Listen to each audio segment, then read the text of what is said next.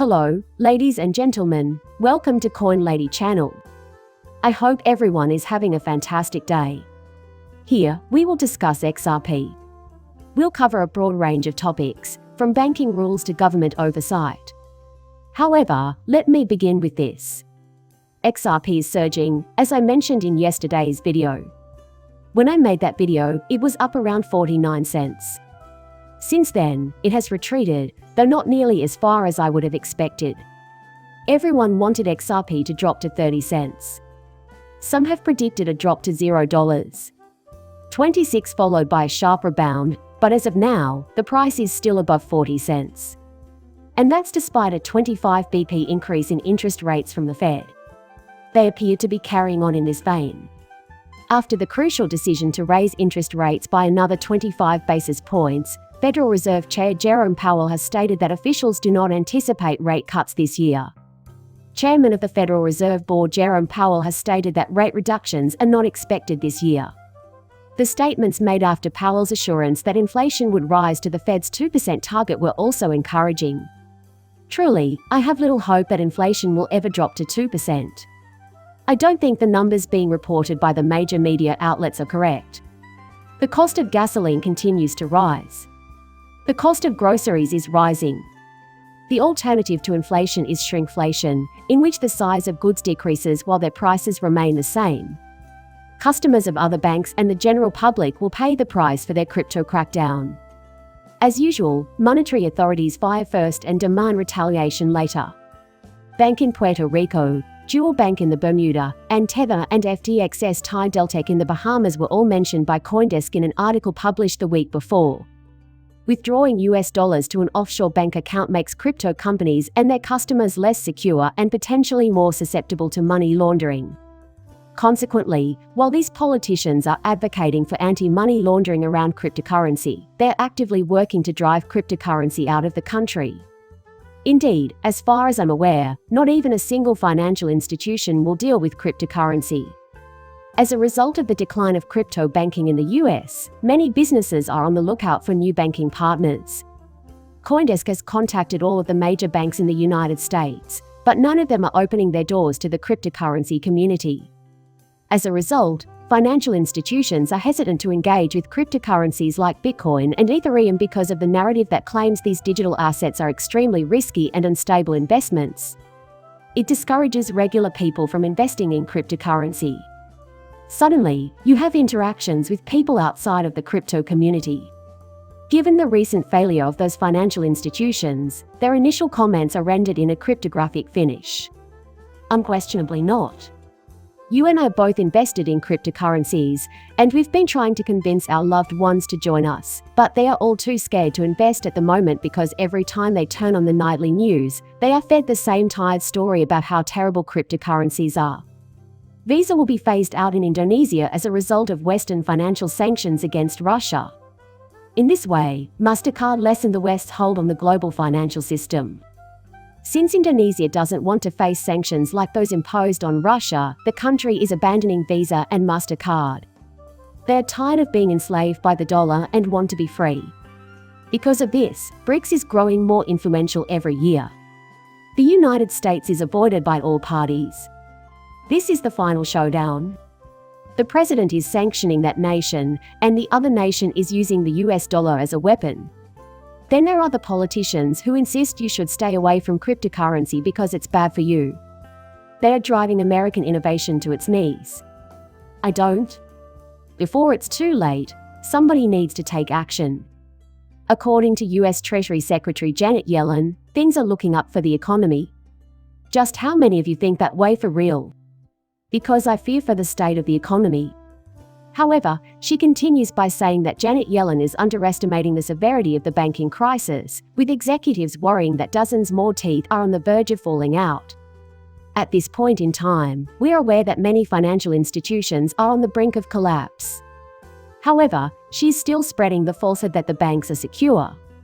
Don't keep your cash lying around. But as crypto professionals, we know better than that.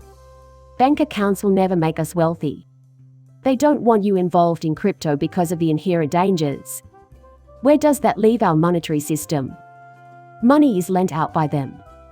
When you put your money in there, you have no idea where it is being loaned.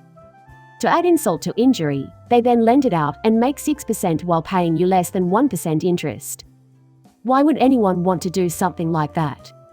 And especially when you consider the possibility of investing in cryptocurrency and instantly multiplying your capital by a factor of 100. More bank bailouts are on the way, according to Janet Yellen. That may have been the first time she was right about something.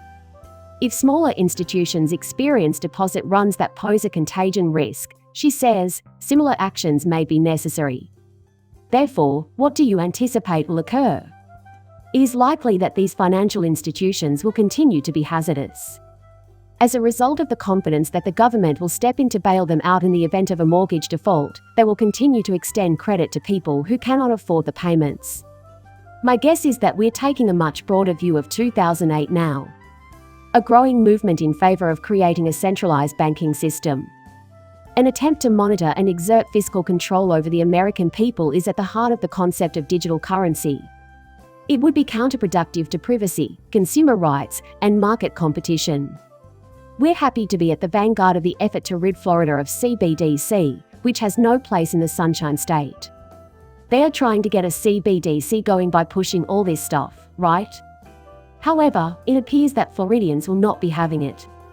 According to the bill's text, Cbdcs issued by foreign government reserves and central banks, including China's Digital Yuan, are prohibited from being used as money within Florida's Uniform Commercial Code.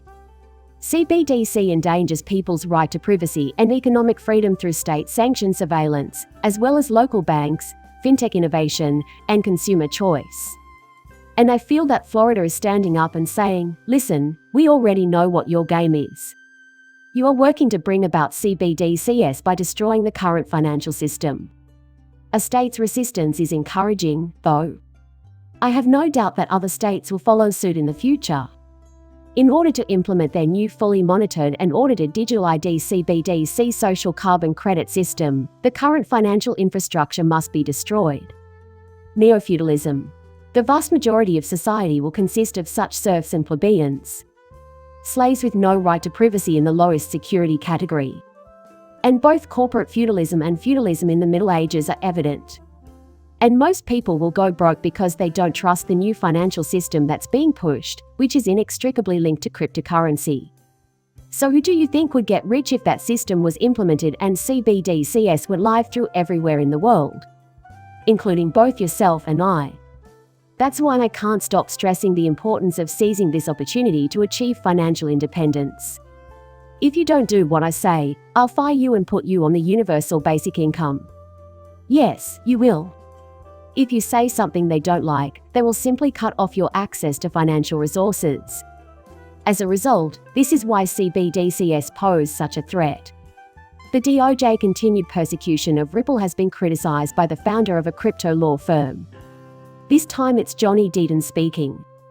He claims that Johnny Deaton, a blockchain attorney and founder of Crypto Law US, has spoken out against the DOJ decision to pursue criminal charges against Ripple for complying with a court order. Deaton sees parallels between this and the government's attempt to create a central bank digital currency that can lock users out of the financial system at will. Regulatory bodies are currently operating outside of their mandates. The government is beginning to push for a Cbdc that is both programmable and fully traceable, and which can be used to lock you out of the financial system at will. Just when you thought things couldn't get any worse, you read that the Department of Justice is considering pursuing criminal charges against those who comply with judicial orders. Johnny Deaton is also on record as saying that entrance to Ripple is actively discouraged. They're trying to discourage participation in XRP. Their ultimate goal is to have the entire world adopt the Cbdc model. In fact, it's already having an impact in some other branches of government. The Securities and Exchange Commission, the US Department of Justice, and many others. And at the moment, it seems to me that everyone in government is working towards the same goal. And so did Jerome Powell. Personally, I think it's high time we abolish the Federal Reserve. He may be trying to convince us that a Cbdc is far off in the future, but we know better. We're all aware that his goal is to have that functioning ASAP.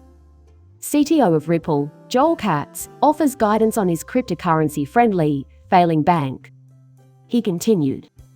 Schwartz tweeted that information about the bank's Know Your Customer KYC policies or the customers to whom the crypto-friendly bank extended loans provided no clues as to why the bank failed.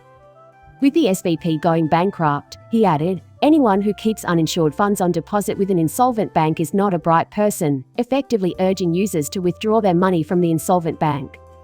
Also, I think that any future problems that arise as a result of doing business with that bank are entirely the responsibility of the customers who use the bank. Simply put, you understand why this is occurring. In all likelihood, additional financial institutions will also fail. There's a good chance you'll lose everything you've got if you still have more than $250,000 in the bank. Also, I think it's safe to assume that if the FDIC is discussing balance, we can expect them to materialize at some point. The SEC has issued Coinbase a Wells notice, warning of possible violations of federal securities laws. This new case is expected to dwarf the Ripple case in size. Coinbase is central to the cryptocurrency industry, and I worry that the exchange will start to flounder in the same way that Ripple did. In other words, they'll be trying to find an edge over the SEC. Alternatively, they may reach a settlement with the SEC. Nonetheless, it's odd that no one initially supported Ripple in their lawsuit against the SEC. Then, later on, they began submitting amicus briefs in support of Ripple. This is because, going forward, everything will be based on the outcome of this case and the precedent it sets for Ripple. To replace the current Howey test, the Ripple test will be used in the near future. The XRP cryptocurrency price increases as traders bet that Ripple will prevail in its legal battle with the SEC. The only thing I want to mention is that Ripple's president, Monica Long, expressed optimism to CNBC on Wednesday that the SEC case would be resolved favorably this year. That's why she's crossing her fingers that it'll be over this year. It was supposed to end in March, but people on crypto Twitter keep saying it will end in April now. If it doesn't wrap up in April, then what? By the end of May, we will suddenly hear an end to this case. Putting a date on it is unnecessary. Look at the evidence and determine how much longer the case has to go before it is resolved so as not to raise expectations. I told you it would be finished up before ISO went live. No such thing occurred. To put it another way, I'm at the point where I don't really care when it happens, so long as it does. For Ryan Selkis, CEO of Messari, it's important that Ripple prevails in its overreach lawsuit against the SEC. As a result, he had previously argued against Ripple constantly. So, Ryan Selkis, co-founder and CEO of Messari, has recently become a supporter of Ripple Labs Inc., an American blockchain payments firm. In an interview with his preferred medium of contact, Selkis revealed that he actually supports Ripple in its ongoing lawsuit against the U.S. Securities and Exchange Commission (SEC), despite his previous criticism of the company for various reasons. Selkis agrees with other outspoken critics that the SEC is overreaching in the XRP case by targeting cryptocurrency firms. Selkis argued that XRP Ledger should be given a chance to compete fairly on digital payments and for globally because of the demand for it and the threat posed by Messari. Right now I get the impression that the SEC is stifling Ripple. I think we'd be much further along at this point. Lots of development is taking place right now. We witnessed it firsthand a year ago. The event will be held again this year. XRP Ledger is growing at an exponential rate. Constant and substantial expansion. But I do think we would have made more progress if this case hadn't come up. However, within the realm of cryptography, this case ranks among the very best. The upcoming SEC versus Coinbase case will be the only thing more exciting than the current Ripple versus SEC case. We're almost there. The Voyage bankruptcy judge's decision was filed by Ripple Jeremy Hogan. In any case, Jeremy Hogan thinks we're on the home stretch. He's hoping he's right. Within the next month or so, I hope it will be over. And the same holds true for what I have to say to you. Always remember what I tell you, to be patient and optimistic. As a group, we will succeed. In due time, of course. People on the crypto Twitter feed like to say, we're already rich, and I've noticed this sentiment more than once. All you can do at this point is wait patiently for it to occur. It's true that patience is required, and I try to remember that. You should also put away any doubts or concerns you have about XRP, as dwelling on them will only bring you down. When you see how many people are suddenly jumping on the XRP bandwagon, you might start to wonder if you made a mistake. You shouldn't doubt your own judgment. The evidence points to Ripple prices rising rapidly in the near future. That's the thing to keep in mind. You're aiming for financial independence. It will take some time, but we can do this. So, this concludes our video for today. I appreciate you all tuning in. Thanks to everyone who has watched my videos. This one went on for a while. A few times I wandered off topic, but I think I was able to convey my main point. The banking system is in disarray and its collapse is bringing us closer to CBDCs. We are all aware of this fact. And that will only serve to improve our lives collectively. As for the United States, they won't be able to stop it. They're scheduled to acquire Cbdc in the near future. I don't see how they can compete with the rest of the world unless they do this. But I value each and every one of you. It's all over today. Please like and subscribe my channel. See you later, bye.